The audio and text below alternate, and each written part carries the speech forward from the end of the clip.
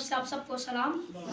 آج میرا خداوند مجھے آپ لوگوں کے درمیان اس لیے لے کے آیا تاکہ خدا اپنے خادموں کے وسیلہ سے اپنی دلہن کے ساتھ، اپنی کلیسیا کے ساتھ کلام کرتا ہے، تاکہ لوگ اس کے خادموں کے وسیلہ سے، تاکہ لوگ اس کے مقدسین کے وسیلہ سے نجات پا جائیں، کیونکہ میرا آقا، آپ کا آقا کسی کی ہلاکت نہیں چاہتا بلکہ وہ ہر ایک کی توبہ تک نوبت چاہتا ہے۔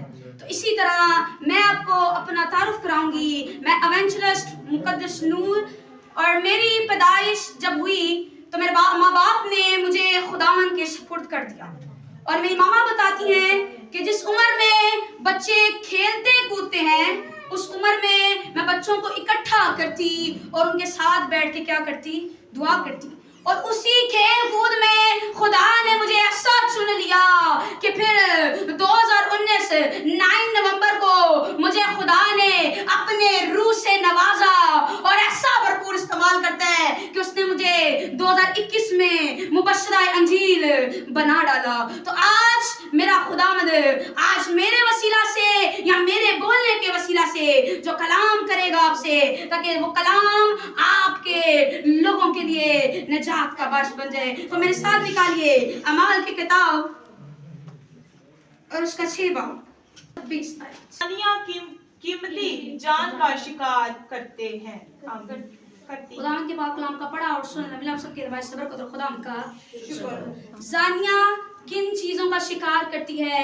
قیمتی جانوں کا شکار کرتی ہے۔ میرے پیچھے بولے مجھے سست کلیسیا بالکل بھی پسند نہیں۔ زانیہ کن کا شکار کرتی ہے؟ قیمتی جانوں کا شکار کرتی۔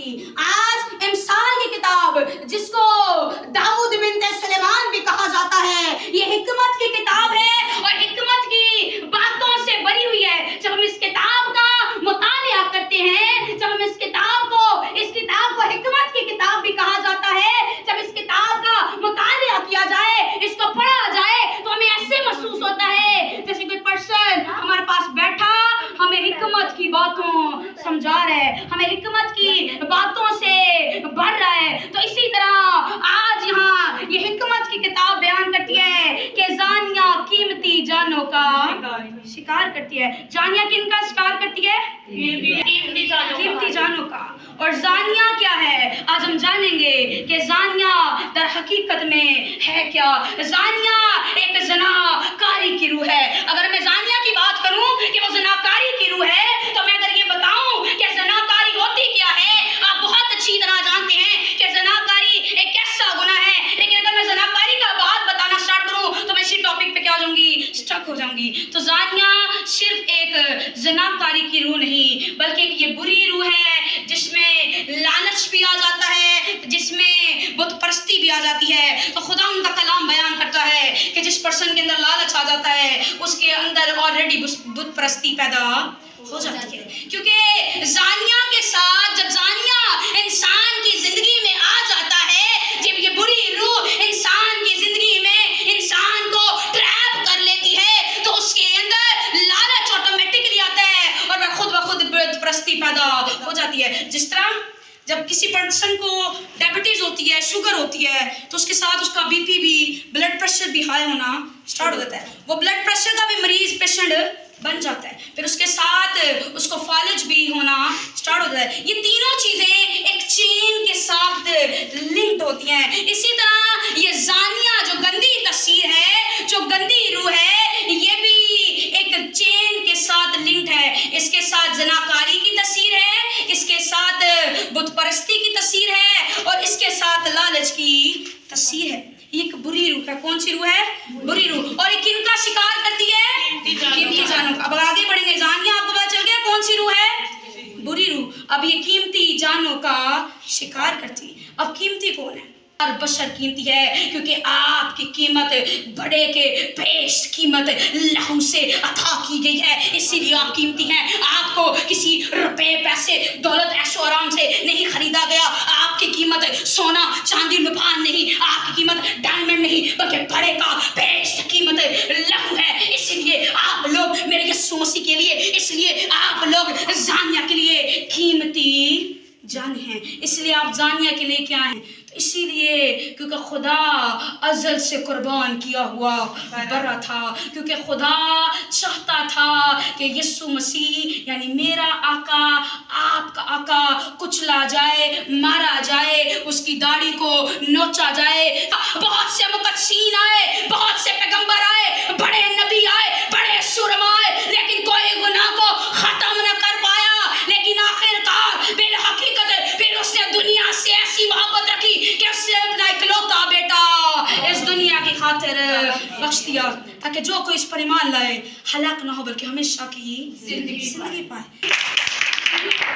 وہ چاہتا تھا کہ وہ کچلا جائے، جس طرح آدم کو مٹی سے کچلا، اس طرح میرا بیٹا بھی کیا کیا جائے، کچلا جائے، کیونکہ وہ ازل سے قربان کیا ہوا بڑا تھا۔ اس کا لکھا ہی ایسے تھا، اس نے قربان ہونا، اس نے مارا جانا، اس کی داڑھی نوچی جانی، لوگوں نے اس کے منہ پہ تھوکنا، اور ایسے اسی لیے آپ قیمتی جان ہے کہ اس نے اپنے اکلوتے بیٹے کا خون سے آپ کو خریدا گیا ہے۔ تو زانیہ قیمتی جانوں کا شکار کرتی ہے۔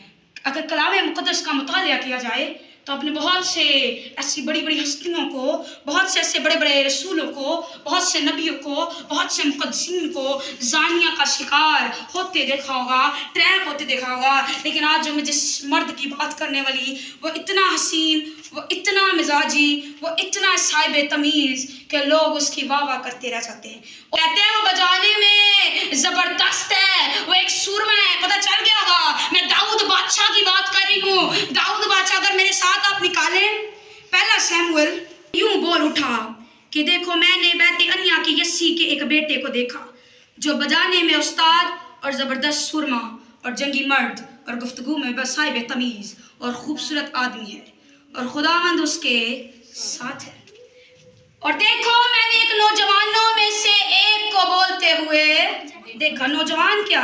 یم جنریشن، ان میں سے ایک کو بولتا۔ داؤد نبی بھی نوجوان، اور یہاں پہ مرد بھی کیا ہے؟ نوجوان۔ اور وہ تعریف کیا کرتا ہے کہ وہ بجانے میں کیا ہے؟ استاد ہے۔ لوگ اس کی تعریف کرتے ہیں، وہ صرف لوگوں کو پسند نہیں بلکہ وہ خدا کو بھی بہت پسند ہے، اور وہ خدا کے لیے بڑی قیمتی جان ہے۔ تو لوگ اس کی کیا تعریف کرتے ہیں؟ پہلے ہم لوگوں کا جانیں گے کہ لوگوں کا اوپینین داؤد بادشاہ کے لیے کیا ہے۔ داؤد نے پوری دنیا میں 4000 ساز بنائے۔ کتنے ساز بنائے؟ 4000 ساز بنائے۔ وہ ایک بجانے والا، ایک ساز بنانے والا، کمپوزر، وہ ریلکس بناتا، گاتا۔ آج ایون کہ اس کے زبور آج بھی یہودیوں قوم میں گائے جاتے ہیں۔ اور وہ ایک ایسا مرد تھا جس نے جاتی جولیت کو بھی شکست دے دی۔ پوری بنی اسرائیل اس سے ڈرتی تھی، کوئی اس کے سامنے نہیں جاتا، لیکن اسے 12 سال کی عمر میں اس کو کیا دے دی؟ شکست دے دی۔ اور داؤد ایک موسیقیر بھی تھا۔ داؤد ایک کیا تھا؟ موسیقیر تھا۔ وہ لکھتا اور پھر اس باتوں میں ریلیکس ڈال کے خود ان کو گانے شروع کر دیتا تھا۔ سوچے جس انسان میں ملٹی ٹیلنٹڈ جو بندہ ہوگا، کیا وہ میرے خدا کو پسند نہ ہوگا؟ پسند ہوگا۔ تو اسی طرح داؤد ایک سنگر بھی تھا، داؤد ایک قومی ہیرو بھی تھا، اور داؤد قومی ہیرو کے ساتھ ساتھ ایک بڑی بات ہے کہ وہ بنی اسرائیل کا کیا تھا؟ بادشاہ تھا۔ اور ایک اور بڑی بات ہے کہ وہ خداوند کے لیے غیرت رکھنے والا مرد تھا۔ اس نے کہا تیرے گھر کی غیرت مجھے کھا گئی، تیرے گھر کی غیرت مجھے کھا گئی۔ میں ایک بادشاہ ہو کے محلوں میں رہتا ہوں، میں صرف ایک قوم کا بادشاہ ہوں، اور جو بادشاہوں کا بادشاہ ہے وہ تمبو اور کناتوں میں بسیرا کرتا ہے۔ اسی لیے میں تیرا ہیکل بناؤں گا، کیونکہ تیرے گھر کی غیرت مجھے کھا گئی، کیونکہ تیرے گھر کی غیرت مجھے کھا گئی۔ اب داؤد کا یہ اوپینین تھا لوگوں کی طرف سے، اب خدا کا کیا اوپینین تھا؟ خدا زبور 89 میں بیان کرتا کہ داؤد مجھے مل گیا، داؤد مجھے مل گیا، میرا بندہ داؤد مجھے مل گیا۔ اب جانے خدا نے کس فیلنگ کو اندر رکھتے ہوئے یہ کہا ہوگا کہ میرا بندہ داؤد مجھے مل گیا۔ خدا نے ایسی فیلنگ ایکسپریس کی کہ جدھر سے ظاہر ہوتا کہ وہ کسی چیز کو تلاش कर रहा था, वैसे बंदे को तलाश करा था जो मल्टी टैलेंटेड हो, वैसे बंदे को तलाश करा था जो जंगजू मर्द हो, वैसे बंदे को तलाश करा था जो माहीगीर हो, जो सुर लगाता हो, जो सुर बनाता हो, लगाता और बनाता ना हो बल्कि उनको एक भरपूर तरीके से बचाता भी हो। मैंने आपको पहले बताया कि दाऊद ने 4000 साज बनाए और उन 4000 साज को सिर्फ बनाया ना बल उनको अपने हाथों से क्या किया, बजाया भी। तो मेरा खुदा बड़ी हसरत से कहता है कि मेरा बंदा दाऊद मुझे मिल गया। याद करें, अगर नया ऐदनामे का मुताला किया जाए, जब वो एक आदमी जिसका बेटा खो जाता है तो कहते हैं ये मर गया था, ये जिंदा हुआ, ये खो गया था, ये दोबारा मिल गया। इसी हसरत से खुदा भी कहता है कि मेरा बंदा दाऊद मुझे मिल गया।